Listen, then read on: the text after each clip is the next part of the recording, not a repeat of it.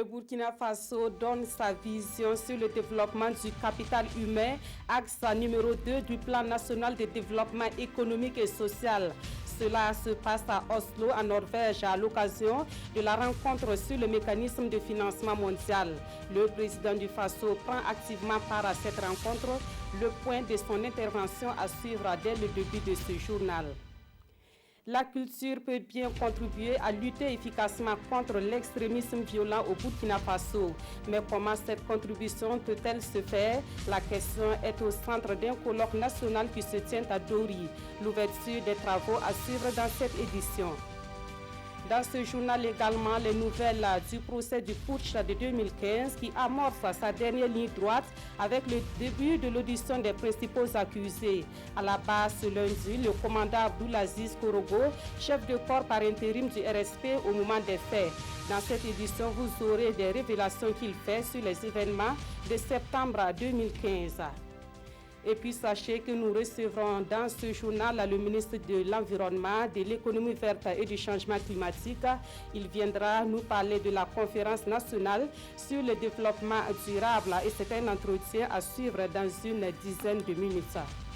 Bonsoir et merci de nous suivre. Cela dit, le président du Faso est à Oslo, en Norvège, où il prend part à la rencontre sur le mécanisme de financement mondial.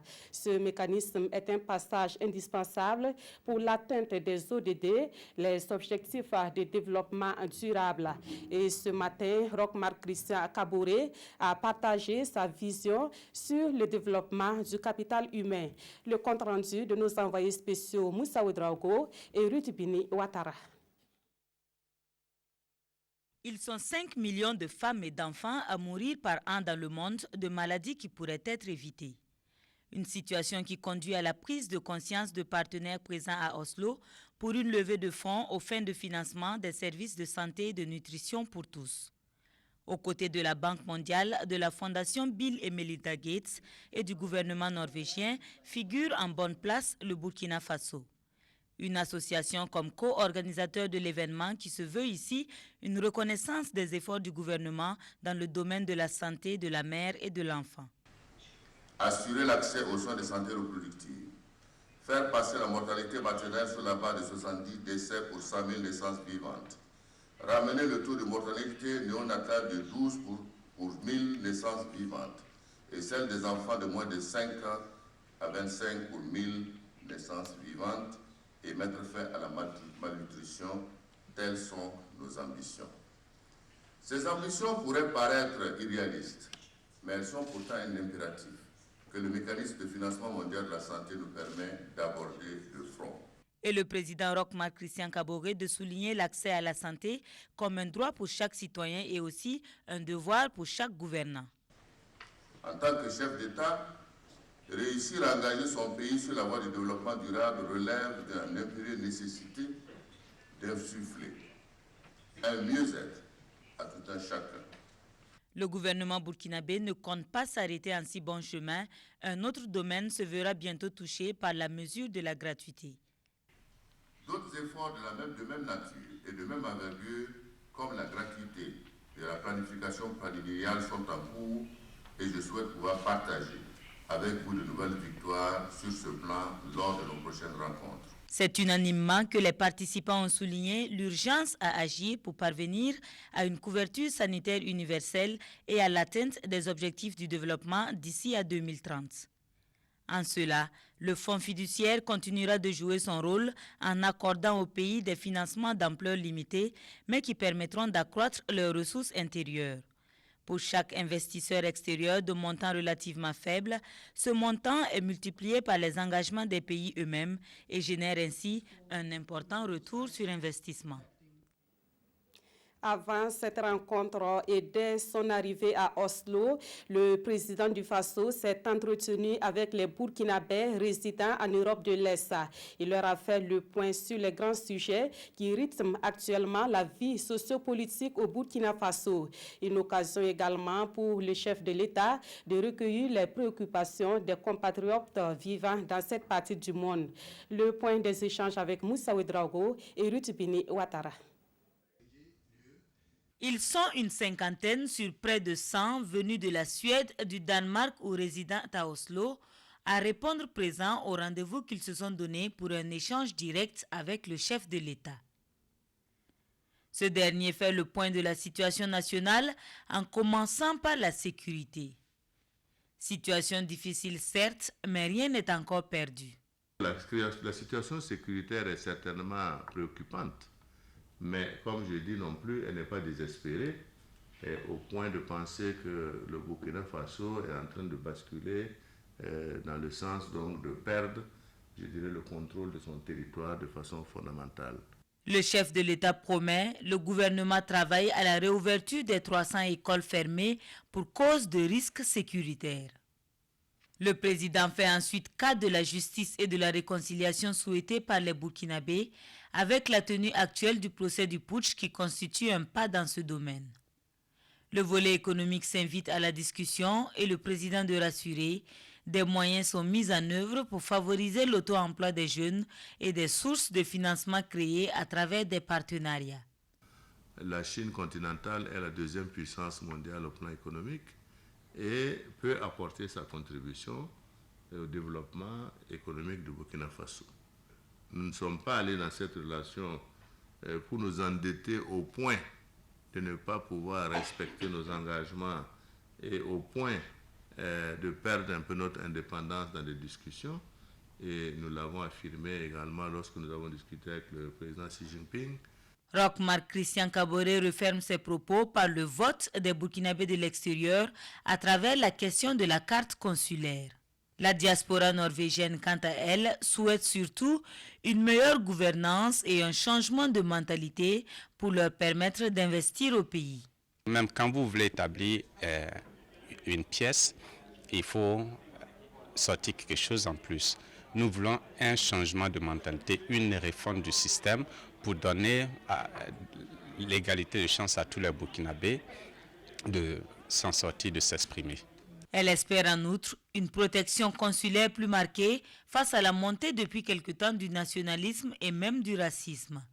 Elle en appelle également à un renforcement de la coopération entre les deux États. Dans l'actualité également, le Burkina Faso est réélu membre du Conseil de l'Union internationale des télécommunications. Les élections se sont déroulées à Dubaï, aux Émirats arabes unis, où une délégation burkinabé séjourne actuellement. Il faut dire qu'avec cette élection, le Burkina Faso fait désormais partie des 13 pays devant représenter la région Afrique pour la période 2019-2022. De Dubaï, le reportage de Lassina Ouattara et Maïmouna Traouri. 19 pays africains pour cette course, une compétition avec 13 postes en jeu pour la région Afrique. À l'arrivée, le Burkina Faso fait partie des heureux gagnants. Il est réélu pour siéger au Conseil de l'Union internationale des télécommunications pour les 4 prochaines années. Les 12 autres pays africains sont le Kenya, l'Algérie, le Maroc, le Rwanda, l'Égypte, l'Afrique du Sud, le Ghana, la Côte d'Ivoire, le Sénégal, le Nigeria, l'Ouganda et la Tunisie. Convaincu de l'importance de la coopération internationale et du rôle de l'UIT, le Burkina Faso s'engage à participer à la vie de l'Union et à travailler avec les autres pays membres pour faire des technologies de l'information et de la communication un facteur accélérateur de l'atteinte des objectifs de développement durable. Ici au Burkina Faso, une conférence nationale du développement durable s'ouvre demain à Ouagadougou. C'est une activité qui relève du ministère de l'Environnement, de l'économie verte et du changement climatique. Nous en savons plus avec le premier responsable de ce département ministériel, M. Nestor Bassio-Bassier. Bonsoir, Monsieur le ministre. Bonsoir. Alors, en termes de justification, à quoi répond justement cette conférence qui s'ouvre demain dans la capitale burkinabé? Merci. Il faut dire que demain, le 7, il y a la conférence nationale du développement durable qui se tient au Burkina Faso. Il faut dire que cette conférence est bien sûr, du point de vue statutaire, du point de vue de la mise en œuvre de la politique nationale du développement durable, il y a des instances que normalement, tu dois se tenir afin d'évaluer la mise en œuvre de cette politique. Et quand on prend les structures opérationnelles de la mise en œuvre de la politique nationale, nous avons ce qu'on appelle la conférence nationale qui est présidée par le Premier ministre. C'est l'instance suprême en vue d'évaluer la mise en œuvre, de faire l'état des lieux de la mise en œuvre de la politique. Et donc voilà pourquoi la conférence est indépendante. Justement, c'est la question que j'allais poser. Qu'est-ce que vous vous fixez concrètement comme objectif en initiant cette conférence-là? Non, en initiant cette conférence, l'objectif d'abord c'est d'évaluer la mise en œuvre de la politique nationale en matière de développement durable. Et pour y arriver, il faut d'abord, puisque les conférences se tiennent tous les 2 ans, d'abord les recommandations, parce que c'est la 5e conférence, cela voudrait dire que nous devons examiner d'abord les recommandations de la 4e conférence, mais surtout il y a la structure opérationnelle de la mise en œuvre de cette politique qui est le secrétariat permanent du Conseil national pour le développement durable. Il faut adopter son programme d'activité 2014-2018 et nous avons un plan triennal également 2018-2021 pour voir comment est mis et en réalité, comme on appelle, la mise en œuvre de cette politique. Et concrètement, comment les travaux vont se dérouler? Concrètement, il faut dire que nous avons une politique nationale. Cela suppose que l'ensemble des composants du Burkina Faso, du pays, doivent participer à l'élaboration, à l'évaluation de la politique nationale. Et ainsi, nous attendons pratiquement plus de 400 personnes. Vous avez le gouvernement, vous avez au niveau des structures déconcentrées, à savoir les régions, mais nous avons également la société civile, les coutumiers, parce que ce sont tous des acteurs qui doivent évaluer normalement, bien sûr, cette politique nationale. Donc, après avoir présenté les rapports, amendés et adoptés, nous avons ce que nous appelons les commissions thématiques spécialisées qui feront également présenter, à savoir l'état de l'environnement. Tu seras présenté pour que les acteurs puissent se prononcer. Nous avons également l'état de la dégradation des terres ainsi que l'état de la dégradation du cadre de vie. Donc voilà les structures spécialisées qui seront présentées également lors de la conférence. Et l'ouverture, c'est pour demain matin? Demain matin à 9h, sous la présidence de son Excellence, Monsieur le Premier ministre, qui préside en tout cas au destiné de cette conférence. Merci beaucoup, Monsieur le ministre, d'être passé à nous éclairer sur cette conférence nationale du développement durable, une conférence donc de 2 jours qui s'ouvre demain matin à Ouagadougou. Et dans la suite de ce journal, l'Université Ouaga 1, professeur Joseph Kizerbo abrite depuis ce matin un colloque en l'honneur du professeur Amidou Touré. Formateur reconnu, le professeur Amidou Touré est un acteur du développement des mathématiques et ce, en Afrique, et ce depuis 1982. Le colloque est initié par ses anciens élèves, dont certains ont dépassé le maître aujourd'hui. Le reportage de Oscar Soulama et Frédéric Etienne. Il a fait de la transmission du savoir un devoir et il récolte aujourd'hui les dividendes. Le professeur Amidou Touré reçoit les hommages de ceux qu'il a formés durant toutes ces années au Burkina et à travers le monde en mathématiques. Le nombre de ses étudiants devenus aujourd'hui professeurs à l'image de Stanislas Ouaro sont nombreux à travers l'Afrique. Quand je m'adressais aux chercheurs, je leur disais que chacun devait former les jeunes qui les jalousent positivement au point de vouloir les remplacer. Et donc, vous êtes l'exemple du professeur qui a fait ce travail.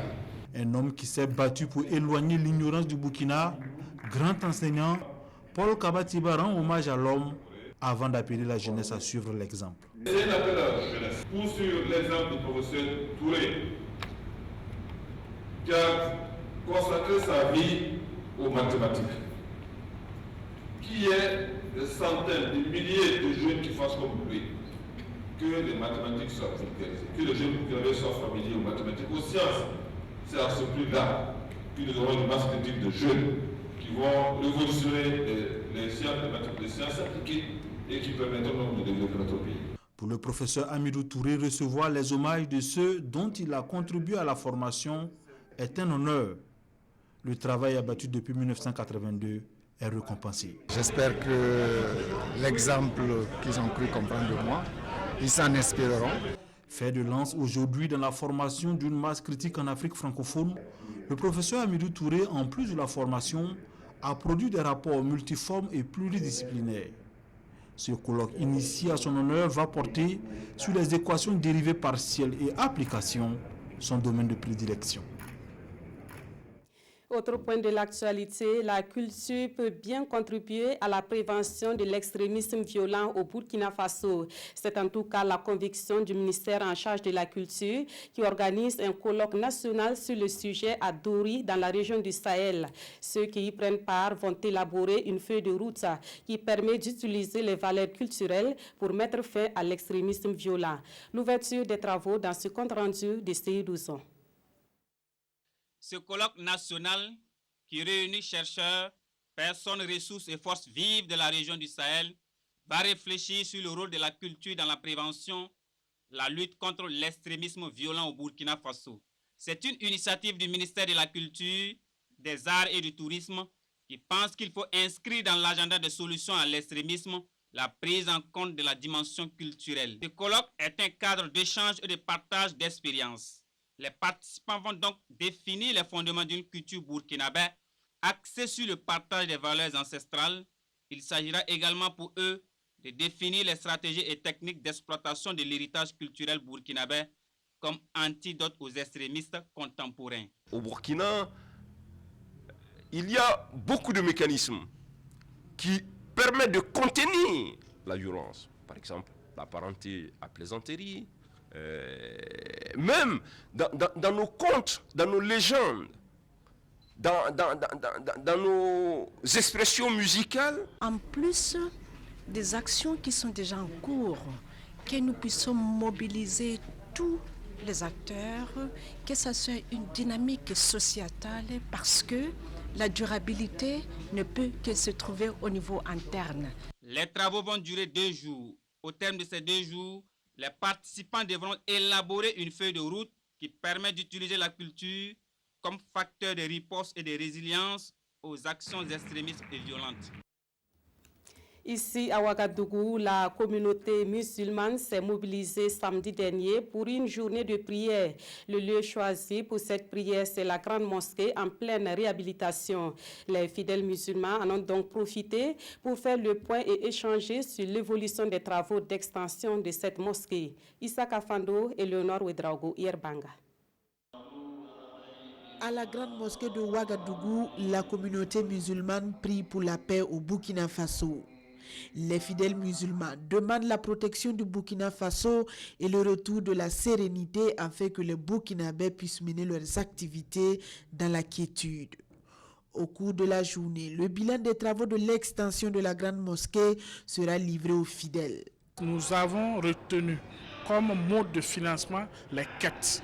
Et aujourd'hui, il est de notre devoir de rendre compte à l'ensemble de la communauté. En termes de mobilisation de recettes, nous sommes autour de 180 millions en gros de mobilisation qui ont été entièrement utilisés pour les activités déjà réalisées. Nous avons aussi reçu des contributions d'autres communautés religieuses. Les fidèles ont en plus contribué physiquement mais aussi par des dons de ciment et de sable pour accompagner l'extension de leur lieu de culte. Actuellement, nous sommes aux travaux pour le R+1, aux travaux de toiture. Et bientôt, nous allons démarrer les travaux de finition au niveau du carrelage. Nous envisageons d'ici là le premier semestre de 2019, Inch'Allah, pour pouvoir voir cette mosquée occupée par les fidèles. La journée de rencontre entre les fédérations et associations islamiques sera mise à profit pour remercier les autorités pour leur contribution à la réussite du Hajj 2018. L'archidiocèse de Ouagadougou annonce une journée dite Grande Journée des Pauvres. Elle aura lieu le dimanche 18 novembre prochain au Palais des Sports de Ouagadougou 2000. Que peut bien renfermer une Grande Journée des Pauvres? Les organisateurs en ont donné des précisions au cours d'une conférence de presse animée aujourd'hui. Le point avec Constant Koulibaly et Nathalie Sawadgo Nabaloum. 12 grandes villes du monde dont la ville de Ouagadougou, choisie pour célébrer de façon exceptionnelle la Journée mondiale des pauvres. À cette journée prévue le 18 novembre prochain, 3000 personnes en situation de précarité, issues de toutes confessions religieuses, sont attendues au Palais des Sports de Ouagadougou 2000. Une célébration historique, selon le cardinal, qui va permettre de mener la réflexion sur la manière dont la pauvreté est au cœur de l'évangile. Dans l'évangile, Jésus est proche et s'identifier même aux pauvres, aux malades, à tous ceux qui souffrent, etc. Et c'est une journée de réflexion parce qu'au cœur de notre monde, il y a toujours la souffrance, des gens en détresse, des gens qui vivent la précarité, des laissés pour compte, des marginalisés, des prisonniers, des femmes accusées inutilement, etc., etc. Alors, tant qu'il y aura des pauvres aux portes de nos maisons, mais il ne pourra jamais avoir ni justice, ni la paix sociale. Alors, une telle journée constituera donc, à mon sens, un témoignage fort par lequel nous pouvons renouveler le visage de notre monde. À cette journée mondiale des pauvres placée sous le thème « Un pauvre crie, le Seigneur entend », il sera question d'offrir un repas et des kits de vivres aux 3000 personnes indigentes. Autre titre de l'actualité avec le procès du putsch de 2015 qui amorce désormais une étape décisive avec à la base ce lundi le commandant Abdoulaziz Korogo. L'accusé était le chef de corps par intérim du régiment de sécurité présidentielle au moment des faits. Il fait des révélations qui apportent certaines précisions sur les événements de septembre 2015. Des détails dans ce compte rendu de Zoubavier David Dabiri. Le commandant Abdoul Aziz Korogo à la barre ce matin et c'est un peu plus de lumière sur les événements du 16 septembre 2015 et jours suivants.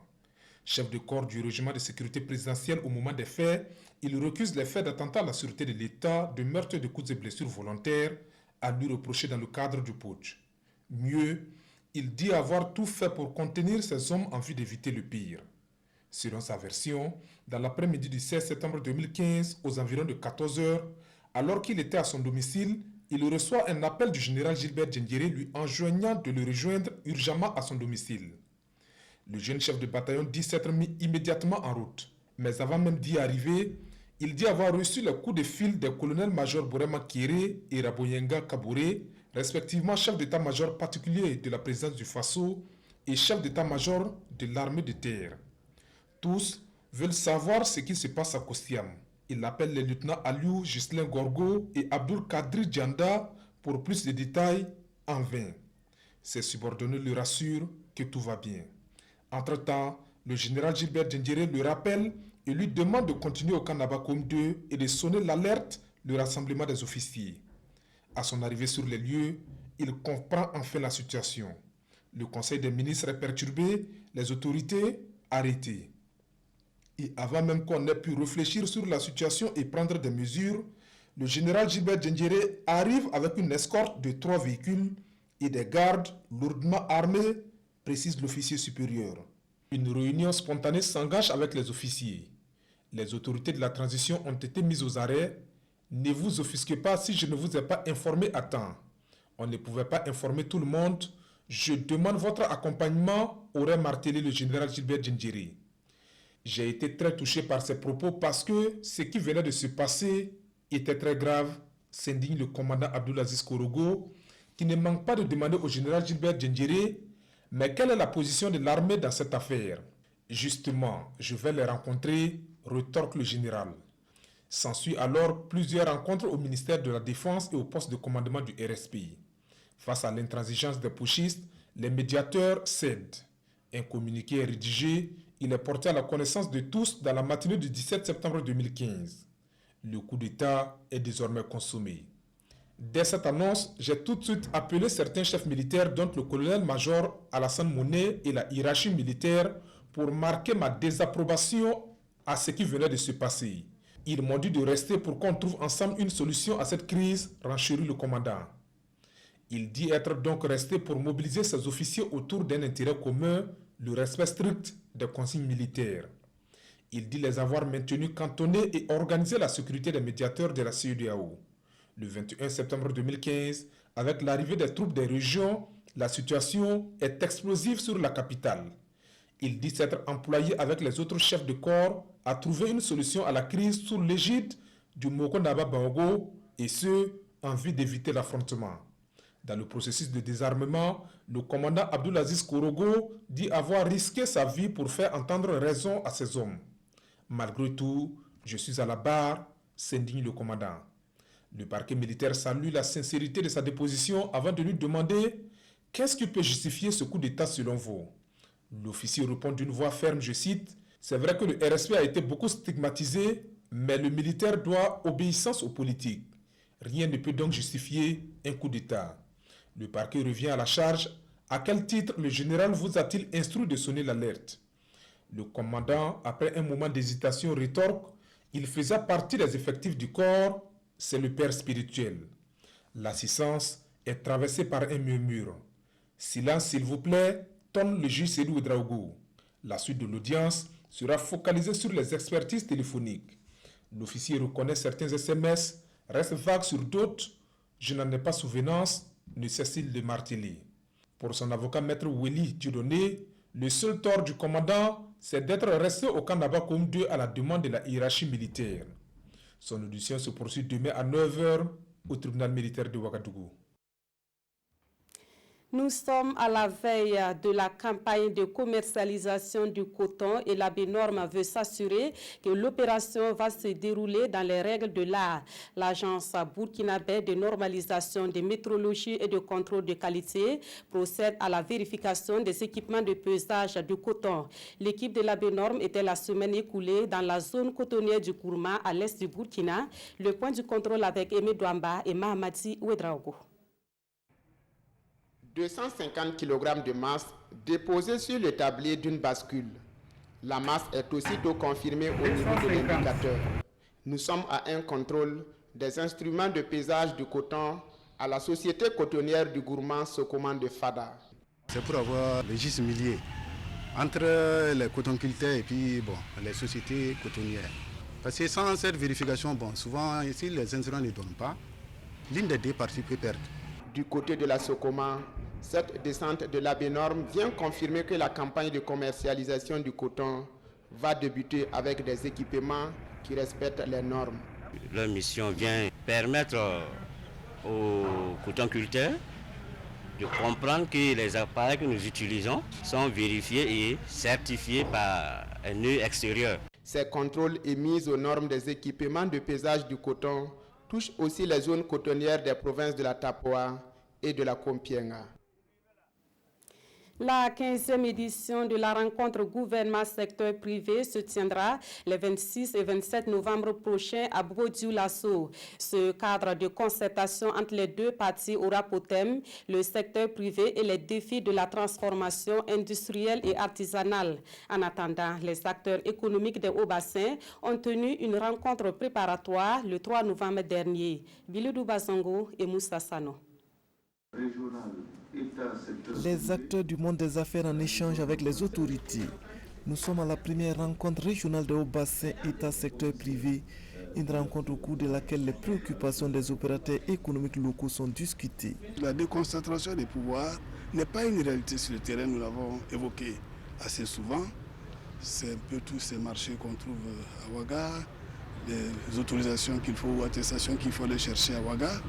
On nous dira qu'aujourd'hui, avec le numérique, que cela est facile, tout le monde est branché, mais il y a la période de transition, donc il faut que cela soit levé. Sur un autre plan, le plan de l'environnement infrastructurel par exemple, le monde des affaires de haut-bassin regrette l'absence d'une bonne voie d'accès au port sec, également la timidité du trafic au niveau de l'aéroport international de Bobo-Dioulasso, des préoccupations parmi tant d'autres et auxquelles le soutien de l'État est attendu. Nous allons ressortir ce qui est important pour notre région, la région des hauts-bassins. Vous avez déjà suivi ce que le président a dit tout à l'heure. Bobo-Dioulasso était jadis la capitale économique du pays. Nous voulons garder toujours ce leadership au niveau national. Et beaucoup de choses demandent à être organisées. Outre les hauts bassins, des échanges de ce type sont prévus dans les autres régions. Des échanges organisés en prélude à la tenue de la 15e édition de la rencontre gouvernement secteur privé. Une rencontre baptisée désormais cadre de concertation et d'orientation pour le dialogue État-secteur privé. L'équipe dirigeante de la Caisse nationale d'assurance maladie universelle s'installe avec à sa tête Yves-Justin Kinda. Le tout nouveau directeur général compte relever le défi en jetant les bases de cette institution dont le but est d'améliorer l'accès des populations aux soins de santé. Avec son installation, le processus de mise en place de l'assurance maladie universelle commence véritablement à prendre forme. Yacouba Gamene et Salissa Sanfo. Yves-Justin Kinda est ainsi installé dans ses fonctions de tout premier directeur de la Caisse nationale d'assurance maladie universelle. Un nouveau directeur général pour une nouvelle expérience du Burkina Faso dans ce domaine. Ce juriste mesure l'immensité de sa tâche. Le défi est évidemment énorme. La responsabilité peut faire peur, mais nous ne sommes pas inquiets parce qu'à l'expérience, nous savons que nous sommes soutenus. Et surtout, on sait l'attente que la population a vis-à-vis de cette politique. Mettre en place un système de protection des populations contre les risques de santé. Voici la principale mission de cette Caisse nationale d'assurance maladie universelle. Et le remboursement du tout premier citoyen par cette caisse est prévu pour 2019. Le Tour international du Faso et le Salon international de l'artisanat de Ouagadougou, deux grands événements qui viennent de s'achever dans la capitale burkinabé. Et ces événements font la une des journaux de ce 5 novembre 2018. La revue de presse est signée Abdoul Rasmane Zongo. C'est un fait assez rare pour être souligné sportivement parlant. En effet, l'édition 31 du Tour du Faso a connu hier son épilogue avec le sacre du Burkinabé Mathias Sourgou, exulte aujourd'hui au Faso. C'est une apothéose, jubile aussi les éditions Le Pays, qui portent triomphalement la griffe de Mathias Sourgou, détenteur du maillot jaune depuis la 3e étape jusqu'à l'ultime. Le